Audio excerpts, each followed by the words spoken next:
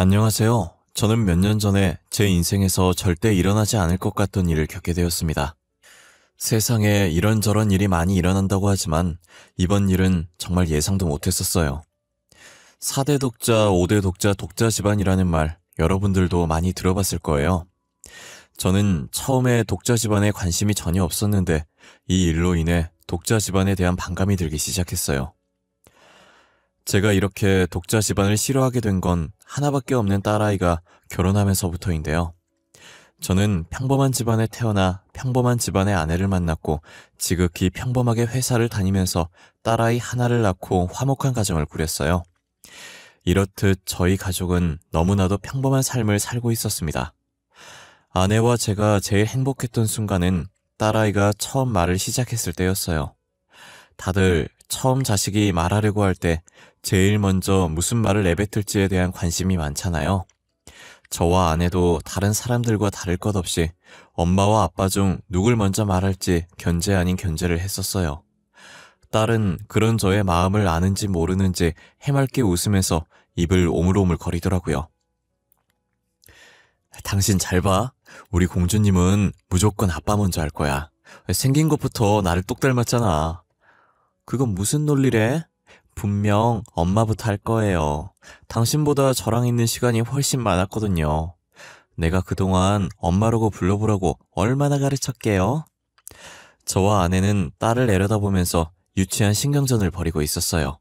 그러다 딸이 한참을 오물거리더니 진지한 얼굴로 엄빠라고 하더라고요. 처음에 엄이라는 소리를 듣고 아내가 웃으면서 제게 손가락질을 하는 거예요. 그러다 이내 딸이 빠라는 소리를 냈고 저는 환호를 했어요. 딸이 엄마 아빠 싸우지 말라고 공평하게 말해줬다면서 견제하고 있던 둘은 어느새 딸이 천재지 않을까 서로를 얼싸안고 울었던 기억이 아직도 어제 일처럼 생생해요. 저희는 정말 딸밖에 모르는 딸바보들이었어요. 어릴 때부터 부모에게 사랑을 듬뿍 받아야 커서 시집을 가도 시댁 식구들한테 사랑받는다고 외동딸을 신주단지 모시듯이 애지중지 키웠어요. 그런 딸이 어느새 이렇게 컸는지 벌써 어른이 되어 결혼할 남자가 있다고 저희 앞에 데리고 온 거예요. 딱 봐도 딸아이보다 나이가 더 많아 보였고 게다가 얼굴이 어딘가 낯이 익는 거예요. 아니 너 정환이 아니니? 그 왜 빨간 지붕 2층 집에 사는... 역시 아빠도 우리 오빠 알고 있구나. 우리 동네에 오빠 집안 모르는 사람이 없더라. 당연한 거 아니야. 5대 독자 집안으로 얼마나 유명한데.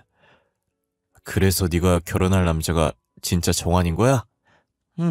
왜? 오빠랑 결혼하면 안 돼? 오빠 되게 착해. 나한테 잘해줘. 아빠처럼 다정하고 내가 하고 싶다는 거 다 해줘. 딸이 결혼할 남자라고 데리고 온 남자는 다름 아닌 동네에서 소문이 자자한 5대 독자 집안의 아들이었어요. 제가 독자 집안에 아무 관심이 없었는데 막상 딸아이가 독자 집안 아들을 데리고 오니 걱정이 되더라고요. 더군다나 저희 딸아이도 28살로 결혼 정년기였는데 그 남자는 34살로 나이 차이가 조금 났어요. 솔직히 그 집안이 돈도 좀 있는 걸로 알고 있거든요. 부유한 집안이면 연애를 못하면 선이라도 봐서 결혼을 일찍 하는데 저 정도 나이까지 결혼을 못했다면 분명 결혼을 못한 이유가 있을 거라는 생각이 들었어요. 그래서인지 별로 달갑진 않았지만 딸이 너무 좋아하는 눈치라 상견례라도 해보기로 했어요. 그렇게 상견례 날짜를 잡고 그 남자의 집안과 마주하게 됐는데 사돈들 사람의 태도가 너무 불쾌했어요. 안사돈은 자리에 앉는 순간부터 팔짱을 끼고 저희를 무시하는 태도로 일관했어요. 저희가 무슨 말을 해도 언짢다는 듯한 표정으로 있더라고요. 집이나 혼수는 하지 않는 걸로 합시다. 저희는 며느리를 데리고 살 생각이거든요. 자식이라곤 아들 하나뿐인데 아들이 저희를 데리고 살면서 보살펴야 하지 않겠습니까? 그래도 아이들 의견은 들어보지도 않고 마음대로 정하는 건 아닌 것 같아요, 사돈. 계속 같이 살라는 거 아닙니다. 손자 낳을 때까지만 저희가 데리고 살겠습니다. 아들만 낳아준다면 언제든 분가를 시켜줄 생각입니다. 물론 집도 저희가 마련해주고요. 그렇게 하도록 할게요. 제가 아들만 낳으면 되는 거잖아요. 지혜야, 아들 낳는 게 말처럼 쉬운 줄 아니? 너가 아들 낳고 싶다고 해서 다 아들 낳는 거 아니야. 아들, 딸 골라서 낳을 수 있는 것도 아닌데 애가 무슨 자신감으로 이래? 확률은 반반이잖아. 어떻게든 되겠지. 한 번에 아들이 나올 수도 있는 거잖아. 고지혜, 얘가 아까부터 철없는 소리 하네. 그게 그렇게 쉬운 거였으면 옛날 사람들이 아들 못 낳는다고 고생을 왜 했겠어? 아, 여보, 그만해. 지혜가 하자는 대로 해줘. 저렇게 결혼하고 싶어 하는데 어쩌겠어. 너 대신 나중에 아들 못 낳으면 우리 원망하지 마. 알겠어? 저는 안 싸던 태도에 딸이 잡혀 살 것 같아 말리고 싶었지만 딸이 너무 좋아해서 말리질 못했어요. 그리고 시집가서 경험을 해봐야 깨닫는 거지. 그 전까지는 절대 저희 말을 이해 못할 것 같았어요. 딸은 그렇게 제 발로 사람들이 다 피한다는 5대 독자 집안에 시집을 가게 되었어요. 사람들이 피하는 데에는 다 이유가 있을 텐데 딸을 굳이 그 집에 시집을 가서 고생을 하더라고요. 딸은 결혼 전에도 결혼하고 나서도 꾸준히 하루도 안 쉬고 매일같이 운동을 했었어요. 평소에 죽기보다 한약 먹는 걸 더 싫어했던 아이였는데 한약도 하루도 안 거르고 먹더라고요. 네가 어쩐 일로 한약을 다 먹어? 우리가 사주는 한약은 안 먹더니. 요즘 보니까 운동도 하루도 안 빠지고 하는 것 같던데. 아, 이거 아들 낳게 도와주는 한약이래. 2달 동안 꾸준히 마시라고 하길래 먹는 중이야. 운동은 아무래도 아이 가지려면 체력이 좋아야 할 것 같아서 하는 거지. 아휴, 네가 이렇게 노력하는 거 김서방은 알고 있어? 한 사람만 노력해서 되는 게 아닐 텐데. 김서방은 뭐하고 있는데? 아휴, 같이 운동하지 그래. 오빠는 일하고 와서 힘들다고 지금 컴퓨터 게임하고 있어. 뭐든 스트레스가 제일 적이잖아. 그래서 게임하길래 아무 말 안 할 테니까 스트레스 실컷 풀려고 했어. 대단하다, 대단해. 그놈의 아들이 뭔지. 요즘은 딸이 대세라던데 굳이 꼭 아들을 낳아야겠대. 독자 집안이잖아. 우리가 대를 끊어버리면 안 되지. 아빠 도와줄 거 아니면 저리 가. 운동해야 하는데 아빠가 계속 말 걸어서 집중이 안 되잖아. 저는 그런 딸이 안쓰럽지만 사돈이 아들 낳으라고 얼마나 부추기면 저러나 싶었어요. 평소엔 귀찮아서 운동도 안 하던 애가 아들 하나 낳겠다고 저렇게 열심히 하는 거 보니 짠했어요. 제가 대신 해줄 수 있는 것도 아니니 조용히 지켜보는 것밖에 할 수 없었어요.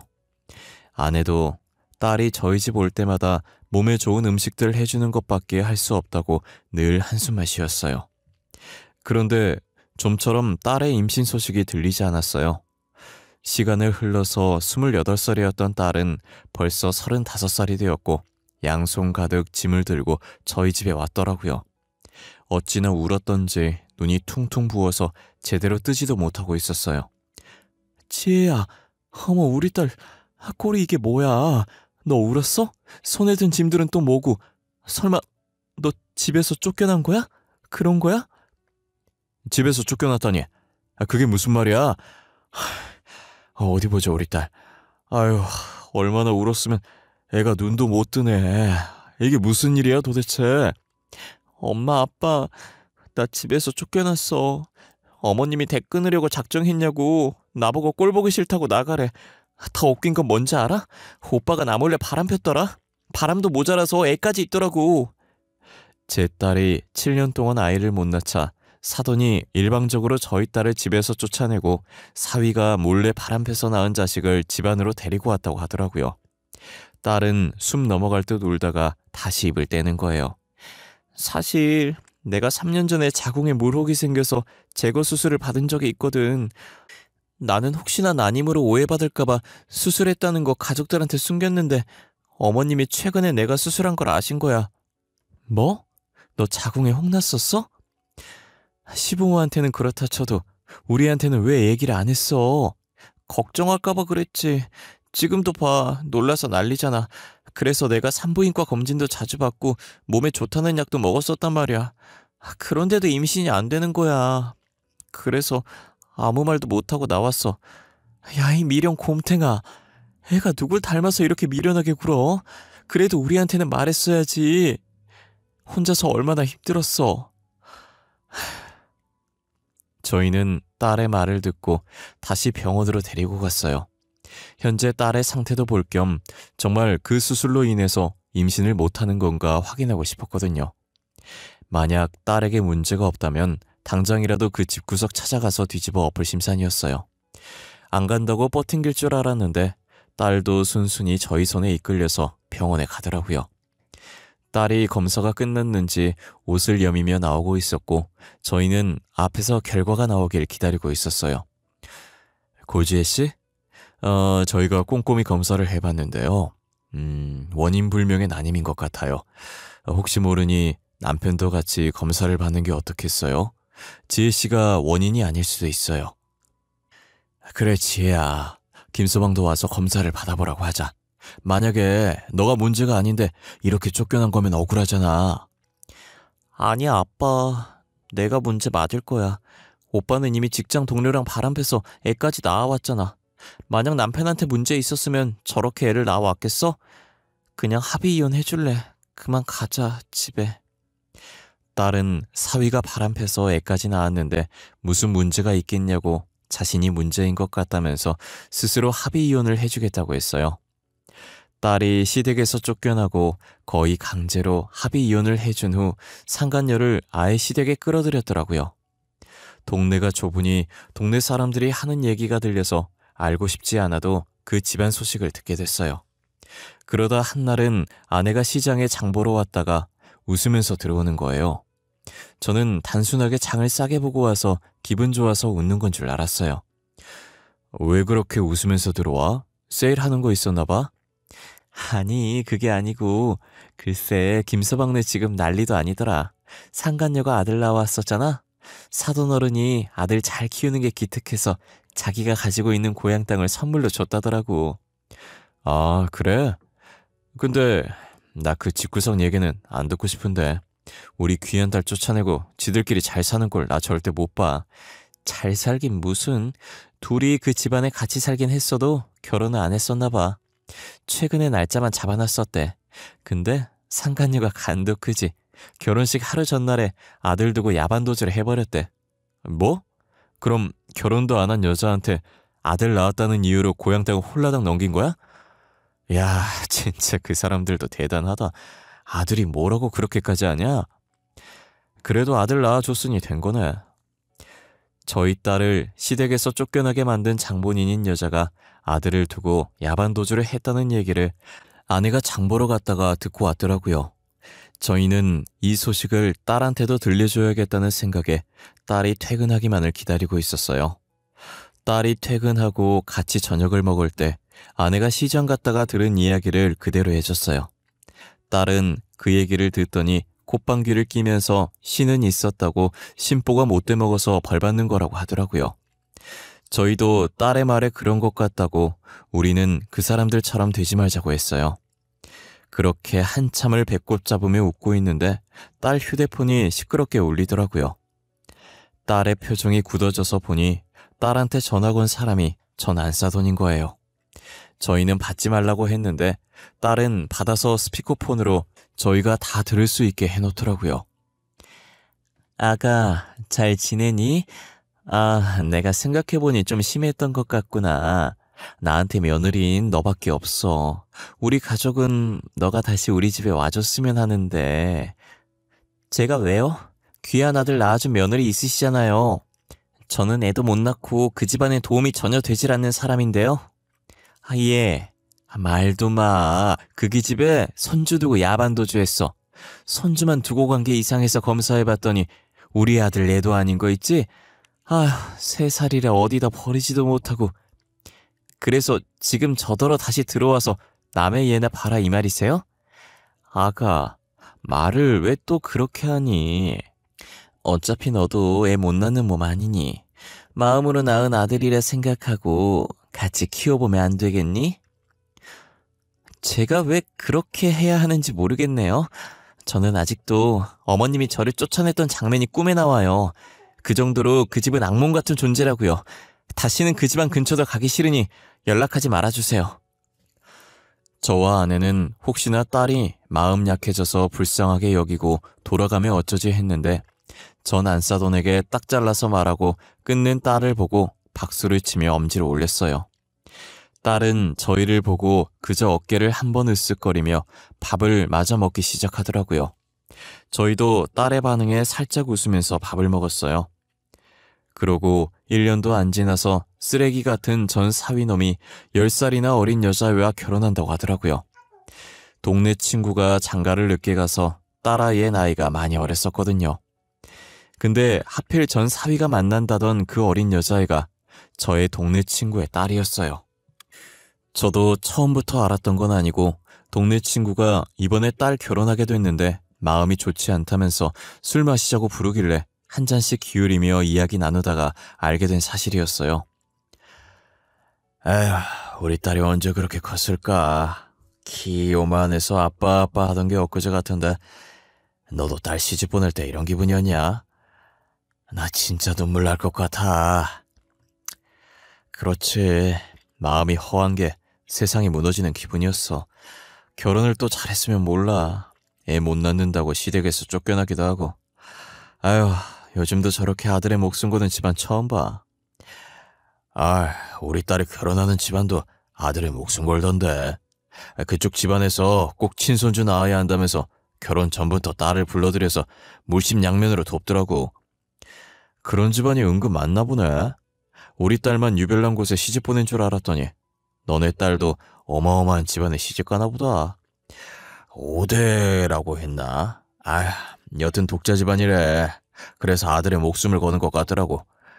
그놈이 뭐가 그리 좋다고 임신까지 덜컥 했는지. 그래서 애 낳는다고 결혼을 이제 해. 뭐? 5대 독자 집안이라고? 설마 사위 될 사람 이름이 김수혁은 아니지? 그랬던 것 같은데. 근데 우리 사위 이름을 네가 어떻게 알고 있냐? 우리 딸내미 결혼하는 것도 내가 말해줘서 한 양반이? 야, 그 결혼 당장 취소해. 절대 하지 마. 네 딸 내 아들이면 차라리 그 집에 아들 버리고 나오라 그래. 동네 친구가 5대 독자라고 하는 말에 설마 하는 마음으로 사위 이름을 말했더니 역시나 친구가 딸을 그 집안에 시집 보내는 거더라고요. 저는 절대 안 된다고 결혼 당장 취소하라고 말했어요. 야, 네가 뭔데 우리 딸 결혼을 하라 마라 그러냐? 우리 사이랑 아는 사이야? 우리 딸이랑 결혼했던 놈이 그 놈이야.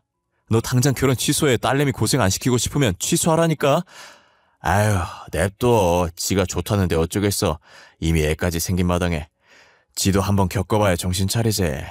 내가 백날 말해봤자 내 말은 죽어도 안 들어. 자식이 다 그런 거 아니겠어? 동네 친구 말을 듣는데 10년 전 저를 보는 듯한 느낌이었어요.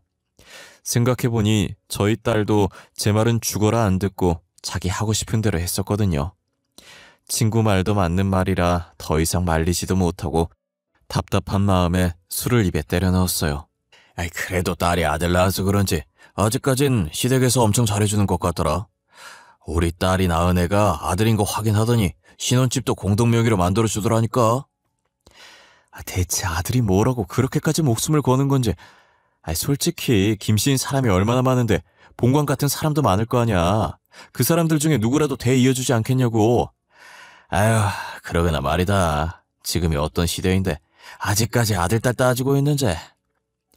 전 사위네는 아들 낳아준 3번째 며느리 덕분에 집안에 축제가 열린 것 같더라고요. 그렇게 친손주 타령을 하더니 바람대로 친손주 봤으니 지금 얼마나 기분이 좋겠어요. 이제 안동 김씨 집안에 대를 이을 수 있게 됐으니 세상을 다 가진 기분이지 않겠어요. 저는 전 사위네가 잘 사는 꼴을 보니 너무 배가 아팠어요. 동네 친구도 제 딸이 어떻게 쫓겨났는지 아니까 걱정을 하는 것 같더라고요. 언제 전 안 싸더니 돌변해서 애 놓고 나가라고 할지 모르는 노릇이니까요.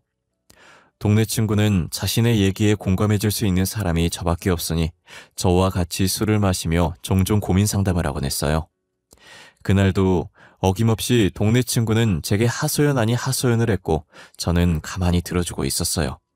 그런데 갑자기 저희가 있던 횟집에 전 안 싸돈이 들어오는 거예요. 그러더니 저희 쪽으로 다가와서 전 안 싸돈의 멱살을 잡고 흔들기 시작하더라고요. 당신도 알고 있었지? 당신 딸이 낳은 아들, 우리 아들 애 아닌 거. 당신도 알고 있었잖아. 우리 재산 빼돌리려고 일부러 우리 아들 애인 척하고 결혼한 거 아니야? 그게 무슨 말이에요? 에? 김서방 아들이 아니라뇨? 내가 당한 게 있어서 혹시나 싶은 마음에 유전자 검사 해봤더니 며느리랑은 친자가 일치하는데 우리 아들이랑은 친자 관계가 성립되지 않는다잖아. 아이, 안사돈. 저는 모르는 일입니다. 제가 뭘 알겠습니까? 어머님 그만하세요. 이 손 놓고 말씀하시라고요. 저희 아빠는 아무 잘못 없어요. 저도 그 애가 수혁 오빠 아들인 줄 알았다고요. 애 아빠가 누군지 몰랐는데 말이 돼? 얼마나 싸게 놀았으면 누구 앤지도 모르는 거야. 너 신혼집으로 해줬던 거 당장 토해내. 알겠어? 전 안사돈의 등장으로 술집은 난장판이 되어버렸어요. 우연찮게 옆에 있어서 안 듣고 싶어도 듣게 됐는데 들어보니 참 가관이더라고요. 그 집안은 아들을 결혼시키면 안 되는 팔자인가 봐요.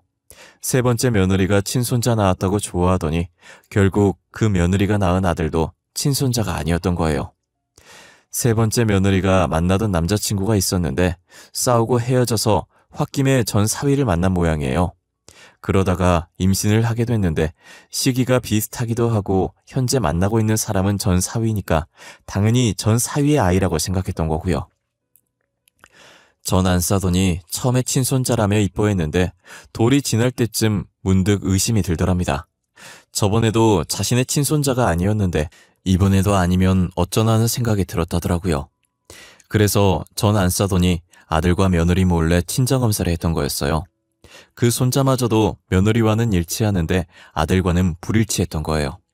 그래서 며느리를 쥐잡듯이 잡다가 동네 친구도 한통속이라는 생각이 들어서 불일치라는 결과지를 들고 불이 나게 저희가 있는 술집으로 달려온 거고요. 어쩌다 보니 바로 옆에서 그 집 사정을 다 듣게 됐네요. 그 집안은 전생에 무슨 죄를 지었길래 남의 자식을 둘씩이나 키워줬을까 싶어요. 아무래도 전생보다는 현생에 지은 죄가 많아서 신이 노하셔서 벌을 준 것 같지만요. 그렇게 아들 타령해대더니 결국 그놈의 아들 때문에 자기 발목 자기가 잡은 셈이죠. 나중에 들리는 소문에 의하면 세 번째 며느리는 자신의 아이들 데리고 가는 조건으로 합의 이혼을 한 것 같았어요. 이혼했다는 소문을 들은 지 일주일 정도 됐을까 딸과 같이 과일을 먹으면서 TV를 보고 있었는데 또다시 딸에게 전 안사돈이 전화를 한 거예요. 이번엔 무슨 볼일이 있으셔서 전화하신 거예요? 더 이상 할 말이 더 남았나요? 지혜야, 우리가 그동안 너한테 너무 미안했구나. 괜히 너한테 불임이라고 욕하고 내가 정말 미안했어. 진심으로 사과할게. 갑자기 저한테 사과를 다 하시고 도대체 무슨 꿍꿍이에요? 왜요? 이번에도 다시 들어와서 남의 자식 키우려고 하라고요? 그런 거 아니야.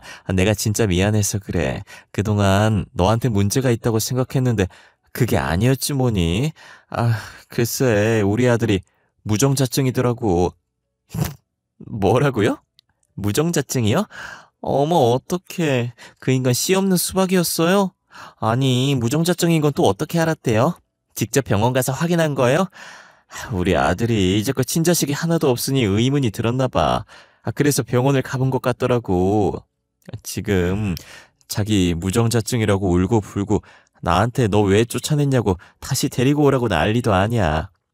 그러게 있을 때 잘하시지. 이미 배는 떠나버렸는데 어쩐대요. 저는 돌아갈 생각 죽어도 없는데. 씨 없는 수박도 받아줄 착한 며느리 찾아보세요. 그 인간이 며느리감 잘 데리고 오더만요. 지혜야, 내가 그동안 미안했다. 반성 정말 많이 했어. 우리 다시 잘해보면 안 될까? 다시 잘해보면 안 되냐는 말은 이럴 때 쓰는 게 아닌 것 같지 않아요? 저는 그 집과 잘해본 적이 없어서요. 맨날 아들 못 낳는다고 구박만 받았던 것 같은데요. 내가 다 미안해. 어리석었던 행동들 다 잊고 새로 시작해보면 안 되겠니? 죄송하지만 그건 안 될 것 같아요. 저는 그 집에서 쫓겨났을 때부터 이미 마음이 떠났거든요. 더 이상 제가 드릴 말이 없어서 이만 끊겠습니다. 전 안사돈은 염치도 없이 계속 저희 딸에게 잘해보자고 연락을 하더라고요. 잘해준 적이 없는데 도대체 뭘 다시 잘해보자는 거냐며 딸은 휴대전화를 신경질적으로 던졌어요. 한동안 연락 안 오는 것 같더니 이젠 전 사위놈한테 연락이 온 거예요. 아주 쌍으로 돌아가면서 저희 딸을 괴롭히고 있었어요. 저희 딸이 또 이번엔 무슨 말을 하나 보자고 전화를 받았는데 전 사위가 어찌나 울던지 치가 떨려서 옆에서 듣는 제가 다 몸이 떨렸어요. 아이, 지혜야, 아이, 우리 잘해보면 안 될까? 어? 나 무정자짱이라고 소문이 나서 장가가긴 글렀어. 우리 둘 다 진심으로 사랑했었잖아. 너보다 사랑할 사람 없어. 진심이야. 기가 막혀서. 야, 적당히 좀 해. 네 엄마가 전화 안 하니까 이제 너냐? 이 여자 저 여자 만난 더러운 몸을 어디다 갖다 붙이려고 해. 야, 꺼져. 나 너랑 다시 만날 생각 없으니까. 지혜야, 무작정 밀어내려고만 하지 말고 다시 생각해봐. 어? 우리 엄마도 너 많이 기다리고 있어. 진짜 미안하대. 어? 후회한대. 계속 그렇게 미안해하고 후회하라 그래. 자기가 지은 죄가 있는데 당연히 그렇게 해야지. 그러지 말고 우리 처음부터 다시 시작하자. 내가 진짜 잘할게. 응? 우리 엄마도 잘해주겠대. 그리고 마음으로 낳은 아들이다 생각하고 얘 우리가 같이 키워보자. 어? 결국엔 애엄마가 놓고 도망간 애를 나한테 키우라는 거잖아. 내가 무료 봉사자니? 남의 애를 왜 나보고 키우래? 나는 남의 애 키울 생각 전혀 없어. 그 애 내 친자식으로 이름 올려서 키우고 있어. 내 자식이나 다름없어. 그게 어떻게 남의 애야. 내 애가 네 애지. 우리 아직 사랑하잖아. 어? 너 혹시 뭐 잘못 먹었니? 아님 나사 하나가 빠진 거야? 아까부터 사랑하긴 뭘 사랑해. 너 사랑 안 해. 진절머리나. 네 생각만 해도 토 쏠린다고. 진짜 다시는 연락하지 마라. 신고해버릴 테니까. 딸은 전 사위와의 전화가 끝나자마자 전 안사돈과 전 사위의 번호를 차단해버렸어요. 딸이 자신들을 차단했다는 걸 알고 번호를 바꿔서 또 연락이 오는 거예요. 결국엔 딸이 전화번호를 바꿨고 바꾸는 김에 저희한테도 연락 올까봐 아내와 저도 바꿔버렸어요. 도대체 독자 집안이 왜 존재해야 되는지 모르겠어요. 세상이 많이 변해서 이젠 아들, 딸 구분 없는 시대가 온 줄 알았는데 여전히 아들 타령하는 집안이 존재할 거라곤 상상도 못했어요. 솔직히 저희도 독자 집안이었지만 전 안사돈보다 나이 많은 저희 어머니도 아내한테 아들 타령 하시지 않으셨거든요. 오히려 공주님 같은 딸 낳았다고 저희 딸을 물고 빨고 난리도 아니셨어요. 나이 있으신 저희 어머니도 그랬기 때문에 더 이상 저런 집안이 없을 줄 알았어요.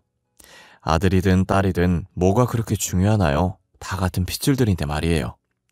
아마 저는 영원히 전 사위 집안을 이해 못할 것 같네요. 애초에 이해해볼 생각도 하지 않았지만요. 저는 그냥 지금처럼 딸을 옆에 끼고 세 가족 함께 행복한 하루하루를 보내고 싶어요. 딸도 더 이상 결혼 생각이 없는 것 같고 그렇다고 혼자 떨어져 살 생각도 없는 것 같아 보이더라고요. 그래서 세 명이서 한 지붕 아래에 지지고 볶으면서 같이 늙어가려고 합니다. 제 이야기는 여기까지입니다. 아마 제 이야기를 듣고 공감하시는 분들도 계실 거예요. 아직까지 저런 독자 집안이 존재하니까요. 저희 딸과 같이 독자 집안에 시집가서 고통을 받고 계신 분들 계시다면 하루라도 그 지옥에서 빨리 탈출하셔서 행복을 찾으셨으면 좋겠어요.